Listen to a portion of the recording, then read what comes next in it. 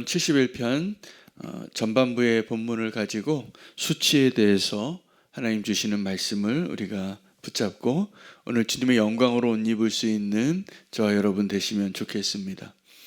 우리가 죄를 지을 때는 죄가 다 달콤해서 죄를 짓습니다. 그러나 그 죄에는 항상 대가가 있는데 두 가지 대가가 있습니다. 죄를 짓게 되면 반드시 죽습니다. 이게 죄의 결과입니다. 그래서 사망이 우리에게 들어왔고 그 사망의 권세에서 우리가 헤어나오지 못하는 존재로 있기 때문에 하나님께서 우리를 구원하시기 위하여 십자가로 향하셨습니다. 죄를 짓게 될 때 우리가 또 잘 모르고 있는 아주 중요한 결과가 있는데 수치가 따르는 것입니다. 여러분, 죄를 지으면 수치를 따르게 되어서 최초의 죄를 지었던 아담과 이브가 숨었습니다. 그때 부끄러운 걸 알게 된 겁니다. 그전에는 이 부끄러움이라는 것이 없었습니다. 그냥 주님 앞에 내 모습 그대로 주님이 창조하신 그 모습이 부끄러운 게 아니라 가장 아름다운 모습이었습니다. 완벽한 모습인데 죄를 범하고 나니까 모습은 그대로인데 수치가 들어온 겁니다. 수치가 들어오니까 어떻게 될까요? 가리는 거예요. 숨는 거예요. 여러분, 죄인들의 습성이 뭐냐 하면 빛을 좋아하지 않고 어둠을 좋아합니다. 왜 어둠을 좋아할까? 내 수치를 가리기 딱 좋거든요. 내 수치를 가리기 좋기 때문에. 근데 우리가 믿음으로 이제 구원받은 자가 되었다는 것, 우리가 믿음으로 구원받는 것은 우리가 사망의 권세에서 자유케 되어서 영원한 생명을 누리게 되어지는 것과 더불어서 또 하나 우리가 죄의 결과로 피할 수 없는 운명에 있었던 그 수치에서 우리를 건져주시는 하나님의 은혜를 누리시기 바랍니다. 두 가지 수치가 있는 것 같습니다. 우리가 죄를 지으면 반드시 따라오는 결과 중에 하나가 수치라고 했는데 우리가 잘 믿지 못해서 경험하는 수치가 있습니다. 죄를 지어서 경험하는 수치이죠. 그때 이 원수의 송사가 대단합니다. 우리의 부끄러움을, 우리의 죄로 인한 그 결과를 아주 집요하게 우리에게 와서 손가락질합니다. 벗어나기가 힘들 정도예요. 그래서 그것은 아닌 척하고 살기도 어렵고 이 수치에 대하여 어떻게 극복하는 것이 좋은가? 이 수치에 대하여 극복할 수 있는 정답을 보여준 사람이 다윗이에요. 우리는 다윗의 부끄러운 인생의 한 순간을 알고 있습니다. 정점에 있을 때 그는 나락으로 떨어졌습니다. 여러분, 우리가 그 수치를 당할 때 그냥 아직 미성숙하고 우리의 삶이 아직 완전하지 않을 때 경험하는 수치는 얼마든지 누구든지 털고 일어나기 쉽습니다. 그러나 모든 사람이 존경하고 높은 자리에 있을 때 경험하는 수치는 정말 견디기 어려운 겁니다. 그래서 그 압박 때문에, 그 수치의 무게 때문에 아주 하지 말아야 할 결단을 하는 사람들도 보는 거죠. 여러분, 지금은 우리가 어떤 세대를 사냐 하면 그 수치마저도 잃어버린 시대를 사는 것 같아요. 죄가 만연하게 되어지면 이전에 우리가 부끄럽게 여기던 것도 이제는 별로 부끄럽지도 않은 시대가 되어져 가는 것이죠. 심각한 겁니다. 이 수치에 대하여, 그러니까 이 수치의 긍정적인 역할이 있는 거죠. 내가 이 부끄러움을 알고 하나님의 은혜 안에 피하려고 하는 것. 근데 하나님은 우리의 그 수치를 어떻게 하시는 분이시냐면 우리의 수치를 덮어주시는 분이에요. 원수는 우리의 수치를 고발하는 자입니다. 계속 송사합니다. 헤어날 수가 없습니다. 하나님이 우리의 수치를 덮어주실 때 거기에 믿음이 필요해요. 뻔뻔한 것 같지만 그건 뻔뻔함이 아니라 하나님의 은혜에 대한 믿음이에요. 믿음의 사람이 되시기를 바랍니다. 할렐루야. 우리의 지나온 모든 수치에 대해서 하나님이 하나님의 은혜로 덮어주셔서, 여러분 우리가 구원받을 때 칭의라는 단어가 바로 그것을 상징하거든요. 우리의 모습은 여전히 연약해요. 원수가 거봐, 네가 지난날 했던 일들을 내가 다 알고 있어. 지난 여름에 네가 한 일을 나는 알고 있다, 이런 영화도 나왔잖아요. 그 누구도 이 수치에서 벗어날 자가 아무도 없는 것입니다. 그런데 하나님께서 우리에게 은혜를 주신 것은 이제 우리를 나의 그 부끄러운 모습으로 보는 것이 아니라 그리스도의 보혈로 덮여진 자로 보시겠다는 거예요. 그것이 의로운 자로 보이는 거예요. 여러분, 우리는 내 자신이 부끄러움을 극복하기 위해서 굉장히 노력을 많이 하는 존재들입니다. 그 흔적을 지우고 싶고, 내가 보상을 해서라도 의로운 자가 되고 싶고, 근데 그것으로는 우리의 부끄러움을 가릴 수가 없어요. 나의 부끄러움을 다 가릴 수 없는 옷을 입고 살아가는 것이죠. 그래서 우리가 다 자기 의의가 있거든요. 근데 우리의 의의는 다른 사람에게 보기에는 좀 자랑할 만한 의의이기도 해요. 난 저 사람처럼 살고 있지는 않아. 우리의 마음 가운데 난 저렇게 쓰레기처럼 살고 싶지는 않아, 이렇게 말하는 마음이 있는 거죠. 나는 더 고상하고 인격적이고, 나는 그래도 다른 사람들보다는 좀 더 괜찮은 사람이야. 그러지 못한 사람하고 나는 어울리고 싶지 않아, 이런 마음이 들 때가 있는데, 기억하시기 바랍니다. 우리의 의는 누더기 같은 거예요. 여기저기 짜집기 해서 내가 보기에는 나의 부끄러움을 감춘 것 같지만 그것을 감춘 것 자체가 부끄러운 거예요. 이걸 감출 수가 없어요. 이게 나의 의예요. 근데 우리의 그 부끄러움을 덮어주기 위해서 하나님 우리에게 주신 은혜는 완벽한 예수 그리스도의 보혈로 덮어주셔서 너희 주홍빛 같은 너희의 죄가 흰 눈과 같이 보인다는 거예요. 그러니까 하나님은 사랑의 눈이 멀어도 많이 멀어버리신 분이신 거죠.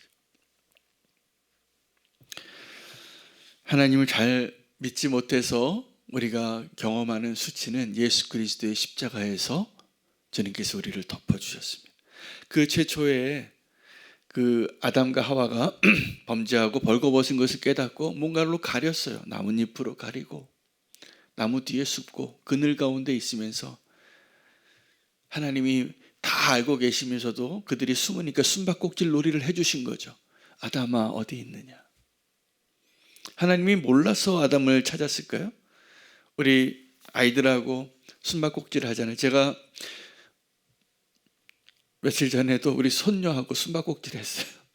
자기가 숨었는데 다 보이죠. 고개만 숨겨놓고 할아버지 보고 찾으라는 거예요. 저는 일부러 못 찾는 노력을 해야 돼요. 이게 다 보이는데, 여기 숨었는데 딴 데 가서 막 어디 있나 이렇게 막 못 찾는 것처럼. 이게 하나님과 우리의 모습이에요. 하나님 다 알고 계시는데 하나님 부르시는 거예요. 아담아 내가 어디 있느냐. 아담이 어디 있고 어디에 숨어 있어도 다 보이시는 하나님이, 그 하나님이 그 아담에게 하와에게 범죄하고 부끄러워하는 그 아담과 하와를 위해서 가죽 옷을 입혀주셨다는 거예요. 여기에서부터 하나님께서 죄인된 우리를 어떻게 구원하시고 어떻게 회복시켜 주실까에 대한 하나님의 원래 계획이 드러나는 거죠. 여러분, 가죽이라는 것은 한 생명을 희생해서 그들의 부끄러움을 덮어주는 상징이에요. 하나님은 최초의 디자이너이세요. 이 죄인을 아름답게 해주시려고. 여러분, 우리 새 옷 입으면 기분 좋죠? 아름다워 보이고 멋있어 보이고. 가장 아름다운 옷은 우리가 예수 그리스도로 옷 입는 것입니다. 근데 그 예수 그리스도께서 우리를 위해서 경험하신 것이 어떤 것이냐 하면 우리를 위한 부끄러움을 당하셨어요.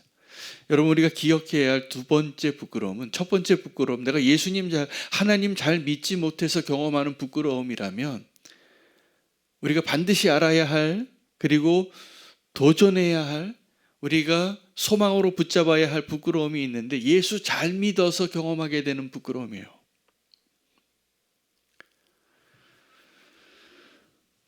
저는 가끔 어떤 분들을 만납니다. 어떤 분들이냐면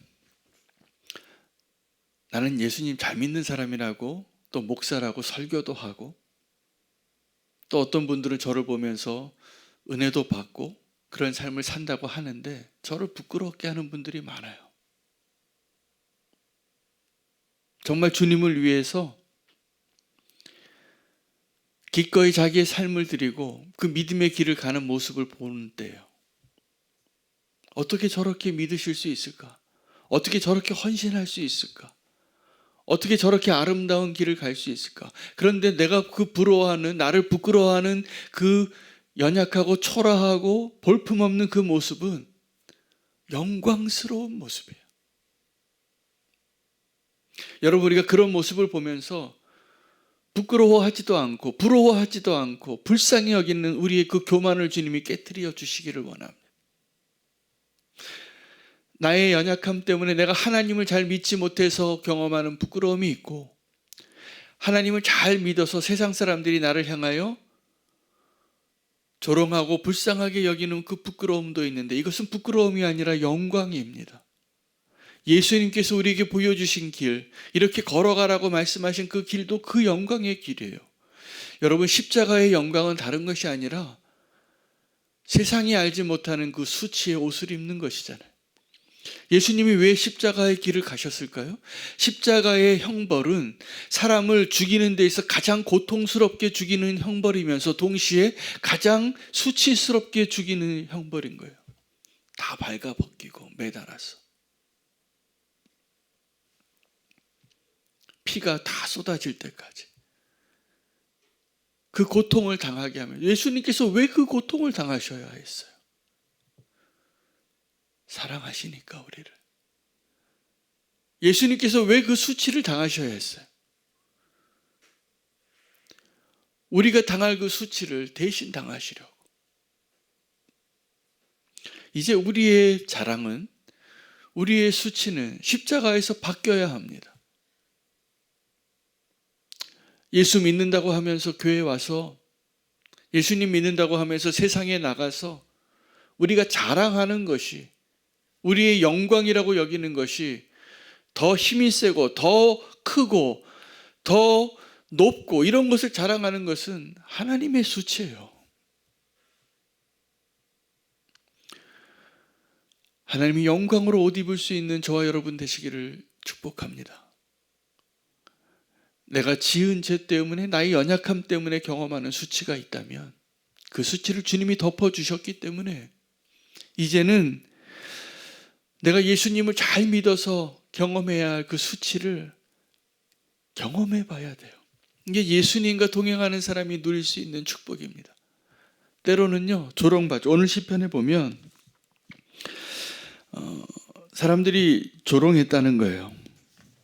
어떻게 조롱했냐면 7절에 나는 무리에게 이상한 징조같이 되었사오나 주는 나의 견고한 피난처이시오니.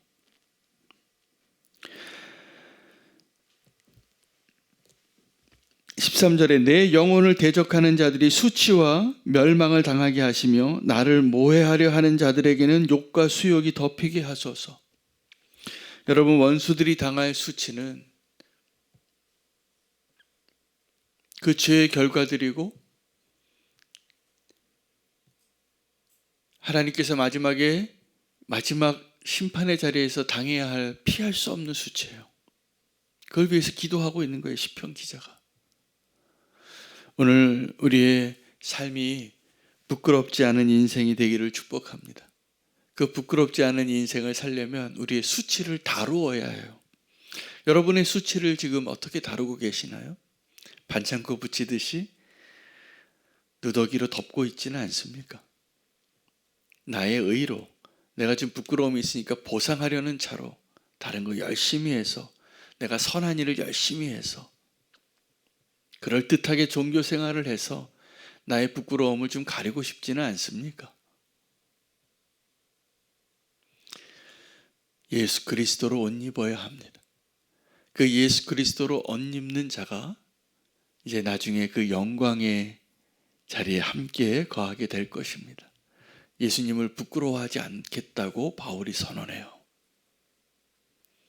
바울이 복음을 전한 내용이나 방식이 다 부끄러운 거였어요. 그는 공부를 많이 한 사람이었고 율법으로는 누구보다 떳떳한 사람이었지만 나 바리새인의 아들이라고, 내가 양심에 부끄러움 없이 살았다고. 근데 바울이 깨달은 거야. 이거 누더기구나. 이거 배설물 같은 거구나. 오늘 주님이 우리에게 옷 입어야 할 아름다운 그 영광의 자리에 초대하시는 겁니다. 우리가 주님을 부끄러워하지 않는, 그리고 부끄럽지 않는 자로 믿음의 사람으로 함께 서기를 결단하며 오늘 시편 기자와 같이 기도하고 주님을 찬양하고 동행하시기를 축복합니다. 오늘 부끄럽지 않은 인생을 살라고 우리의 부끄러움을 덮어주시고 우리는 하나님의 영광을 드러내는 자가 되겠습니다. 이렇게 고백하며 결단하며 기도하겠습니다. 주 이름 부르고 기도